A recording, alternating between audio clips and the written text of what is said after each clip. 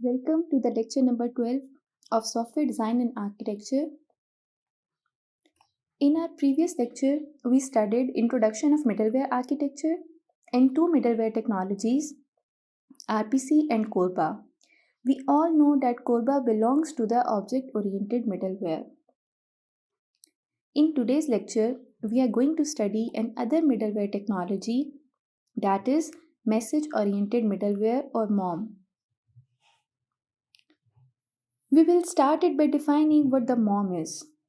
So it's written in the slide that message-oriented middleware is a specific class of middleware that supports the exchange of general-purpose messages in a distributed application. तो यहाँ पर पहली बात ये लिखी है कि ये एक मिडलवेयर है, यानी इसका काम हेट्रोजेनिटी को ख़त्म करना है, कॉम्प्लेक्सिटी को हाइड करना है, वो तमाम फंक्शनैलिटी जो कि एक मिडलवेयर प्रोवाइड करती है ये भी प्रोवाइड करेगी। और दूसरा पॉइंट ये है कि ये मैसेजेस को एक्सचेंज करने के लिए इस्तेमाल की जा रही है। अब ये आरपीसी से किस तरह डिफरेंट है? आरपीसी में हम फंक्शंस की बेस पे बात कर रहे थे, ठीक है? फंक्शंस एक दूसरे को कॉल कर रहे हैं डिस्ट्रीब्यूटेड सिस्टम्स के अंदर। और जब हम ऑब्जेक्ट ओरिएंटेड की बात कर रहे थे तो वहाँ हमने फंक्शंस को रिप्लेस कर दिया ऑब्जेक्ट्स के साथ। यहाँ पर मैसेज ओरिएंटेड में हमने ऑब्जेक्ट्स को और फंक्शंस को रिप्लेस किया है with messages. The next question is why we use MOM. So here is the answer. There are several reasons to use MOM. The first is decoupled. Decoupled का मतलब ये है कि सेंडर रिसीवर को एक मैसेज भेज देगा और सेंडर को उसके रिप्लाई की ज़रूरत नहीं है। सेंडर को रिसीवर से रिप्लाई नहीं रिक्वायर्ड, वो सिर्फ मैसेज भेजेगा, उसके बाद वो अपना काम करना शुरू कर देगा। इस सिनेरियो को हम सेंड एंड फॉरगेट सिनेरियो कहते हैं, ठीक है। दूसरी डिकपल्ड नेचर क्या होगी मैसेज ओरिएंटेड मिडलवेयर की, कि सेंडर को रिसीवर की तरफ एक मैसेज भेजना है, उसने वो मैसेज भेजा, उसके बाद उसे रिसीवर से एक इमीडिएट रिप्लाई नहीं चाहिए।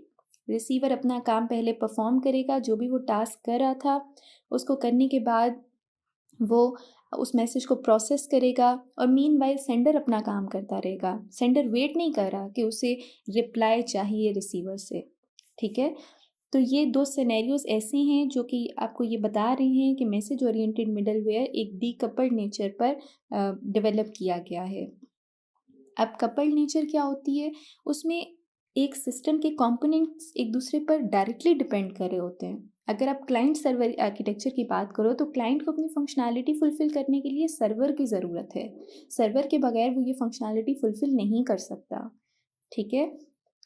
So it's a difference between coupled and decoupled architecture. The next reason is it supports integrated platform और लैंग्वेजेस। आप अज्यूम करें कि डिफरेंट एप्लीकेशंस हैं जो कि डिफरेंट लैंग्वेजेस पर डेवलप की गई हैं, कोई जावा पर, कोई C++ पे, कोई C# पर, कोई रूबी पे, या फिर वो मल्टीपल प्लेटफॉर्म्स को सपोर्ट कर रही हैं, जैसे रेस्ट एक प्लेटफॉर्म है, सोप एक प्लेटफॉर्म है, ठीक है। तो अब हमें अगर उन डिफरेंट एप्लीकेशंस के दरमियान डाटा एक्सचेंज करवाना है तो वो हम थ्रू मैसेज ओरिएंटेड मिडलवेयर करवा सकते हैं, ठीक है। Third reason is it's provides reliable communication. Reliable communication का मतलब क्या है? इसमें मैं आपको दो सिनेरियोज डिस्कस करूँगी। पहला सिनेरियो है बेस्ट एफर्ट का, जिसका मतलब ये है कि सेंडर कोशिश करता है कि उसका मैसेज रिसीवर तक पहुंच जाए, वो बेस्ट एफर्ट करेगा। किस तरह? अगर तो मैसेज डिलीवर नहीं हुआ तो वो उसे अपनी मेमोरी में स्टोर रखेगा, ठीक है। और अगर आपका नेटवर्क फेलियर का कोई केस नहीं होगा, उसके होने तक आपका मैसेज सेव रहेगा। लेकिन अगर नेटवर्क फेलियर हो जाता है तो फिर आपका मैसेज डिस्कार्ड हो जाएगा, ठीक है। दूसरा सिनेरियो है परसिस्टेंस का। परसिस्टेंस में क्या होगा कि आपका मैसेज अगर डिलीवर नहीं हुआ तो वो मेमोरी में सेव रहेगा और अगर नेटवर्क फेलियर भी ऑब्जर्व करता है सिस्टम, उसके बावजूद आपका सिस्टम मेमोरी में वो मैसेज को स्टोर रखता है, ठीक है। जैसे ही नेटवर्क रिकवर हुआ तो वो मैसेज भी आपका रिसीवर तक पहुंचा दिया जाता है, ठीक है। Then comes scalability. स्केलेबिलिटी का मतलब ये है कि आप जितने सेंडर्स और रिसीवर्स चाहें आप ऐड कर सकते हो, ठीक है। क्योंकि यहाँ पर सेंडर, रिसीवर और मिडलवेयर सब कोर फंक्शनैलिटी परफॉर्म कर रहे हैं, सब अपना अपना काम कर रहे हैं। तो अगर आप सेंडर्स ऐड कर रहे हैं या आप रिसीवर्स को ऐड कर रहे हैं तो किसी भी कंपोनेंट की फंक्शनैलिटी में कोई फ़र्क नहीं पड़ेगा, ठीक है। आपका सिस्टम स्केलेबल है। And the last reason to use MOM is it is disconnected. Disconnected का मतलब ये है कि सेंडर्स को रिसीवर का नहीं पता और रिसीवर्स को सेंडर्स का नहीं पता। बीच में एक कंपोनेंट इन्वॉल्व होगा, that is message oriented middleware server, जो कि रिस्पॉन्सिबल है आपके मैसेजेस को सेंडर से रिसीवर तक पहुंचाने में, ठीक है। So here comes the properties of mom. We are going to cover 2 or 3 properties of mom to highlight its importance. The first property is asynchronous communication. Communication दो तरह की पॉसिबल है, एक है सिंक्रोनस कम्युनिकेशन और दूसरी है एसिंक्रोनस कम्युनिकेशन। सिंक्रोनस कम्युनिकेशन हमेशा रियल टाइम में एप्लीकेबल होती है। इसकी एग्जांपल ये होगी कि आप कोई चैट एप्लीकेशन यूज़ कर रहे हैं, ठीक है। आप एक मैसेज टाइप करते हैं, उसे सेंड करते हैं और दूसरे एंड पर जो पर्सन है या कोई पार्टी उस जिसको आपने ये मैसेज भेजा है वो उस मैसेज का वेट कर रही होती है और आपको फौरी तौर पर उस मैसेज का रिप्लाई जनरेट करके देती है, ठीक है। उस मैसेज को रिस्पॉन्ड करती है।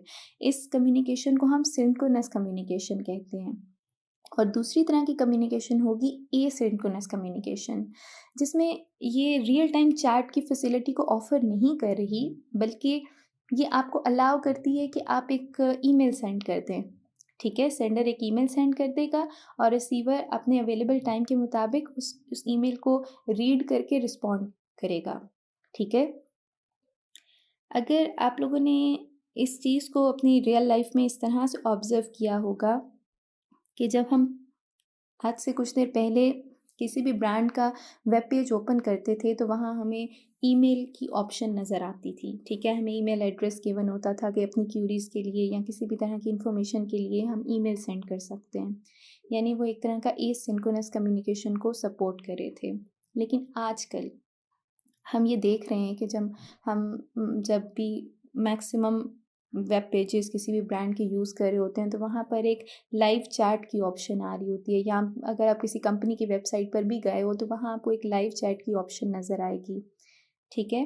तो अब सिंक्रोनस कम्युनिकेशन भी का सिनेरियो भी कुछ एप्लीकेशंस यूज़ कर रही हैं या आपके वेब पेजेस इसको यूज़ कर रहे हैं, ठीक है। Then comes the message persistence. हमने ये बात रिलायबल डिलीवरी के अंदर ऑलरेडी डिस्कस कर ली है कि रिलायबल डिलीवरी को अचीव करने के लिए या इसको पॉसिबल बनाने के लिए हम परसिस्टेंट मैसेजेस को यूज़ करते हैं, ठीक है। परसिस्टेंट मैसेजेस रिलायबल डिलीवरी को इंश्योर करते हैं, जबकि दूसरे एंड पे हमारे पास नॉन परसिस्टेंट मैसेजेस होते हैं, ठीक है। वो रिलायबल डिलीवरी को इंश्योर नहीं करते, आपके मैसेजेस लॉस्ट हो सकते हैं, ठीक है। यहाँ पर आपके मैसेजेस लॉस्ट होने वाली जो सिनेरियो है तो वो इसकी एक प्रॉपर्टी नहीं है, ठीक है। ये रिलायबल डिलीवरी को इंश्योर करता है। Then comes the ability to process messages in MOM में ये एबिलिटी है कि ये मैसेजेस को प्रोसेस कर सके, और प्रोसेस किस तरह से ट्रांसफॉर्म किए जा सकते हैं, मैसेजेस फिल्टर किए जा सकते हैं, राउट किए जा सकते हैं, ठीक है। यहाँ पर अगर मैं ट्रांसफॉर्म की बात करूँ तो ट्रांसफॉर्मेशन का मतलब ये है कि आपका जो सेंडर है वो रिक्वायरमेंट्स की बेस पर मैसेज को ट्रांसफॉर्म कर सकता है, ठीक है, to before sending it to the receiver. और फिल्टर जो रिक्वायर्ड इन्फॉर्मेशन होती है उसकी बेस पर आप अपने मैसेजेस को फिल्टर कर सकते हैं, ठीक है। अब हमने ये तो देख लिया कि मॉम में क्या क्या फीचर्स हैं, ठीक है, इसकी प्रॉपर्टीज़ क्या हैं। हमें ये पता चल गया कि मैसेजेस एक्सचेंज हो रहे हैं, एक तरफ सेंडर इन्वॉल्व है, दूसरी तरफ रिसीवर इन्वॉल्व है। अब ये समझना ज़रूरी है कि मैसेजेस ट्रांसपोर्ट किस तरह से हो रहे हैं, ठीक है, क्या सिनेरियो है जिसके थ्रू आपके मैसेजेस सेंडर से रिसीवर की तरफ जा रहे हैं। तो इसके लिए हमारे पास जो कॉन्सेप्ट यूज़ हो रहा है that is messaging channels. It's written here that channels are used to transport messages between distributed applications. तो चैनल वो एंटिटी हैं जो आपकी डिस्ट्रीब्यूटेड एप्लीकेशंस के दरमियान मैसेजेस को ट्रांसपोर्ट करने के लिए इस्तेमाल की जाती हैं, ठीक है। Channel can be concurrently used by multiple application. एक चैनल पैरेलल यूज़ हो सकता है, ठीक है, बहुत सारी एप्लीकेशंस इसको यूज़ कर सकती हैं। तो चैनल है क्या? चैनल दो तरह के हो सकते हैं। एक पैटर्न है point to point. You choose this when you want to send message to exactly one receiver और वन रिसिपिएंट, ठीक है। जब आपने सिर्फ एक रिसीवर को मैसेज भेजना है तो आप पॉइंट टू पॉइंट को यूज करते हैं। Another channel pattern is publish subscriber. This is used when you want to broadcast an event to all interested receivers or interested consumers. इसमें आप अपना मैसेज एक से ज़्यादा रिसीवर्स को, एक से ज़्यादा कंज्यूमर्स को भेज सकते हैं, ठीक है। तो ये दो चैनल्स हैं जिसके बारे में हम आगे भी स्टडी करेंगे।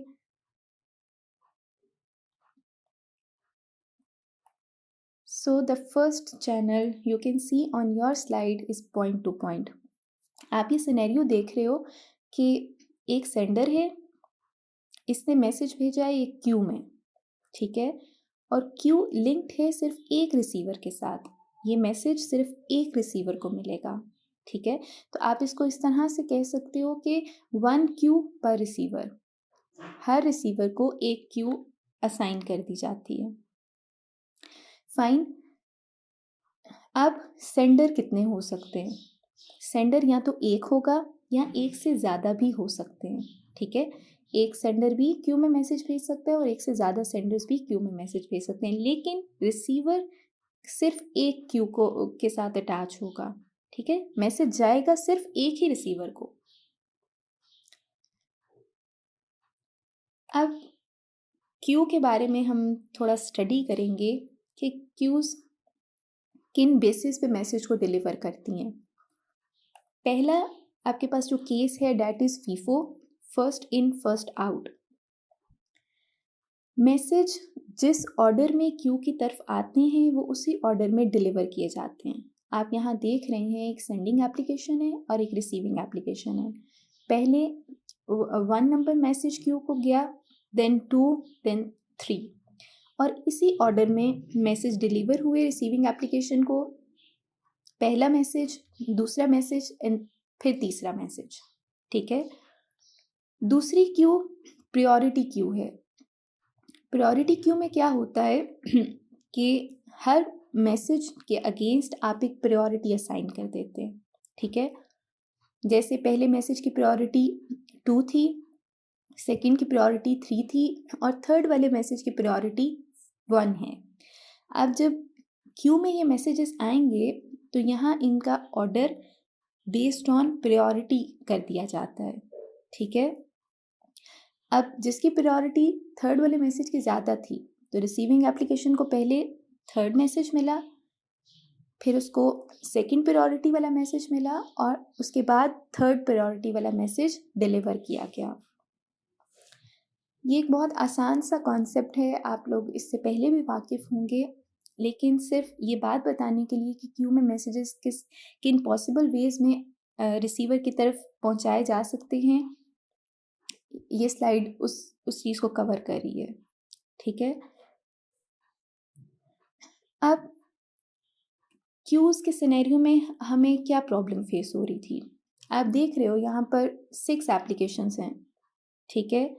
हर एप्लीकेशन की एक क्यू है और हर क्यू दूसरी क्यू के साथ लिंक है, ठीक है। अगर मैं इसे एप्लीकेशन 1 कहूँ और इसे एप्लीकेशन 2 कह रही हूँ तो एप्लीकेशन 1 की क्यू एप्लीकेशन 2 के साथ कनेक्टेड है, 3 के साथ भी कनेक्टेड है, 4 के साथ भी, 5 के साथ भी और 6 के साथ भी। तो क्यू पे जो प्रोसेसिंग है वो बहुत ज़्यादा हो रही है। इसको ओवरकम करने के लिए हमने पब्लिश सब्सक्राइब जो मैसेजिंग चैनल पैटर्न है उसको इंट्रोड्यूस करवाया।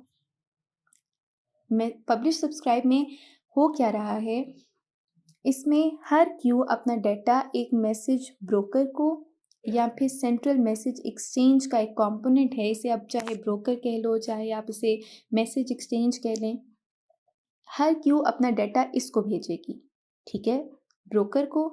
और ब्रोकर ये डिसाइड करेगा कि डाटा किसको देना है, कौन है जिसको ये डाटा रिक्वायर्ड है, थ्रू सम मैकेनिज्म उसको उस रिसीवर को ये डाटा ब्रोकर के थ्रू पहुंचा दिया जाता है।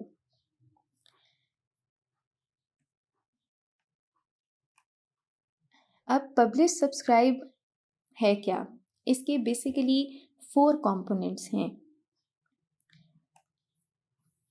पहला कंपोनेंट है टॉपिक का। टॉपिक में क्या होगा कि एक हायरार्की मेंटेन की जाती है, ठीक है, एक हायरार्की है जिसके थ्रू आपका मैसेज सेंडर से रिसीवर की तरफ पहुंचाया जाता है। इसकी एक एग्जांपल अगर मैं आपको दूं तो हाउस, रूम नंबर 1, टेम्परेचर, तो ये एक टॉपिक है, ठीक है। इस टॉपिक को सेंडर यूज़ करेगा मैसेज सेंड करने के लिए और रिसीवर इस टॉपिक को यूज़ करेगा मैसेज को गेट करने के लिए। दूसरा कंपोनेंट एक मैसेज है जो कि पब्लिशर और सब्सक्राइबर के दरमियान यूज़ होगा, एक सीरियलाइज मैसेज टॉपिक के थ्रू जो सेंड किया जाएगा। तीसरा कंपोनेंट है पब्लिशर का, वो एप्लीकेशन जो कि डाटा को पब्लिश कर रही है टू सम टॉपिक, उसे हम पब्लिशर कहेंगे। फोर्थ और last component is subscriber. Subscriber का मतलब ये है कि वो एप्लीकेशन जो खुद को एक टॉपिक पर रजिस्टर करवाएगी वही सिर्फ मैसेजेस को रिसीव कर सकती है, ठीक है। आपको एग्जाम्पल से ज़्यादा क्लियर हो जाएगा इसके चारों कंपोनेंट्स। आप अपनी स्क्रीन पर देख सकते हो, एक होम नज़र आ रहा है आपको और उसके साथ टेम्परेचर का साइन है, ठीक है। यानी ये एक ऐसी एप्लीकेशन है जो कि आपके टेम्परेचर की वैल्यू को पब्लिश कर सकती है, ठीक है। ये डाटा कहाँ पब्लिश कर रही है, ये ब्लू वाला जो एरो है ये आपको पब्लिश टेम्परेचर को डोनेट कर रहा है, ठीक है। ये डाटा पब्लिश कर रही है एप्लीकेशन ब्रोकर पे और डैश लाइन रिप्रेजेंट कर रही है कि एक लैपटॉप, एक टैब और एक मोबाइल फ़ोन है, यानी ये 3 एप्लीकेशंस आप कह लो या 3 यूज़र्स कह लें जिन्होंने डाटा को, इस टेम्परेचर डाटा को सब्सक्राइब किया है। इन्हें टेम्परेचर चाहिए एक अपने किसी भी घर में जितने भी रूम्स हैं उनका, ठीक है। तो लेट्स से इस डिवाइस ने कहा हाउस रूम 1 टेम्परेचर, इसने इस डाटा को सब्सक्राइब किया, इसको वैल्यू मिल गई, इसको लेट से इसको 26 डिग्री सेंटीग्रेड एक टेम्परेचर की वैल्यू मिल गई। दूसरी डिवाइस है, इसने डाटा को सब्सक्राइब किया using a topic house room 2 temperature. अब जिसने रूम 2 इसी टॉपिक पर जो यहाँ पर डाटा पब्लिश हुआ होगा ब्रोकर के पास आया होगा, ये डाटा ब्रोकर से सब्सक्राइबर की तरफ पहुंचा दिया जाता है, ठीक है। लेट से रूम 2 का टेम्परेचर 27 है और इसी तरह इस डिवाइस ने भी, मोबाइल डिवाइस ने डाटा को सब्सक्राइब किया। इसका टॉपिक हम अज्यूम कर लेते हैं हाउस रूम 3 टेम्परेचर, ठीक है। तो इस पे जो रूम 3 का टेम्परेचर मौजूद होगा ब्रोकर पे जो इसने पब्लिश किया होगा वो यहाँ पर सब्सक्राइबर को फॉरवर्ड कर दिया जाता है। तो डाटा पब्लिश हो रहा है टॉपिक्स की बेसिस पे। इसने 3 टॉपिक की बेस पे डाटा ब्रोकर में डाला और इन डिवाइसेस ने उस डाटा को सब्सक्राइब किया। सब्सक्राइब करने के बाद ही उन्हें पब्लिश डाटा मिल सकता है। आई होप आपको पब्लिश सब्सक्राइब का सिनेरियो क्लियर हो गया होगा। Message broker is the heart of publish subscribe pattern. ठीक है, इसके बगैर आपकी फंक्शनैलिटी फुलफिल नहीं की जा सकती। मुख्तलिफ तरह के मैसेज ब्रोकर्स अवेलेबल हैं। कुछ एग्जांपल आप यहाँ पर देख रहे हो, रैपिड MQ है, Apache active MQ, zero MQ, web sphere MQ। तो हम एक मैसेज ब्रोकर को स्टडी करेंगे। रैपिड MQ मैसेज ब्रोकर का लिंक मैं आप सबको प्रोवाइड करूँगी। आप लोग उस लिंक को गो थ्रू कीजिएगा और 5 या 6 मिनट की वीडियो होगी। वहाँ आपको आइडिया हो जाएगा कि एक मैसेज ब्रोकर किस तरह से काम करता है और डाटा सेंडर से रिसीवर की तरफ कैसे पहुँचाया जा सकता है। ठीक है, इन मैसेज ब्रोकर के अलावा और भी बहुत से ब्रोकर्स हैं जो अवेलेबल हैं। आप लोग सेल्फ स्टडी के तौर पे इन ब्रोकर्स को पढ़ सकते हैं, इन ब्रोकर्स को देख सकते हो। तो अब हम डिस्कस करेंगे कि मैसेज ओरिएंटेड मिडलवेयर के एडवांटेजेस क्या हैं। सबसे पहला एडवांटेज जो आप अपनी स्क्रीन पर देख रहे हो, that is loose coupling. Publisher को सब्सक्राइबर का आइडिया नहीं होगा और सब्सक्राइबर को ये नहीं पता कि उसको डाटा कौन पब्लिश कर रहा है। तो इस तरह आपके जो दोनों सिस्टम्स हैं वो इंडिपेंडेंटली ऑपरेट करते हैं। ठीक है, इंडिपेंडेंटली जब आपका सिस्टम ऑपरेट कर रहा है तो डेफिनेटली वो जो भी उसकी सर्विस की डिपेंडेंसी है वो उसको ख़त्म कर देगा। ठीक है, अब यहाँ पर आपको एक एग्जांपल नज़र आ रही है। A client generally can not send a message to a server if the server process is not running. Dependency तो इस तरह से होगी कि अगर सर्वर काम नहीं कर रहा तो क्लाइंट सर्वर को मैसेज नहीं भेज सकता। लेकिन आपका जो पब्लिश सब्सक्राइब का पैटर्न है, it is based on loose coupling. एक दूसरे पे डिपेंड नहीं कर रही ये component. The next advantage is scalability. जिस तरह मैं आपको शुरू की स्लाइड्स में मैंने डिस्कस किया था कि हम मैसेज ओरिएंटेड मिडलवेयर को क्यों यूज़ करते हैं, तो इसका एक रीज़न ये था कि ये स्केलेबल है। यहाँ भी आपको यही बात नज़र आएगी कि publish subscribe messaging can scale to volumes beyond the capability of single traditional data centers. ठीक है, आप जितने चाहें पब्लिशर और सब्सक्राइबर ऐड कर सकते हो। ये पब्लिश सब्सक्राइब पैटर्न आपको लिमिट नहीं करता। तीसरा फ़ायदा जो पब्लिश सब्सक्राइब का होगा ये है कि it is faster than synchronous communication. Synchronous communication में एक वक्त पे सिर्फ एक काम हो रहा है। ठीक है, एक वक्त में एक चैट ऐसी है जो आपकी रनिंग होगी, जो चल रही होगी, या क्लाइंट सर्वर सिनेरियो को आप सिंक्रोनस कम्युनिकेशन का सिनेरियो कह सकते हो कि एक क्लाइंट एक सर्वर से कम्युनिकेट कर रहा है एक वक्त के अंदर। ठीक है, जब हम बात करेंगे पब्लिश सब्सक्राइब पैटर्न की, तो चूंकि ये सिंक्रोनस कम्युनिकेशन पे बेस नहीं कर रहा, ये एसिंक्रोनस कम्युनिकेशन पे बेस कर रहा है, तो अब आप पैरेलल मैसेजिंग सिस्टम जो है उसको यूज़ कर सकते हैं। आप पैरेलल वे में मैसेजेस को सेंड कर सकते हैं।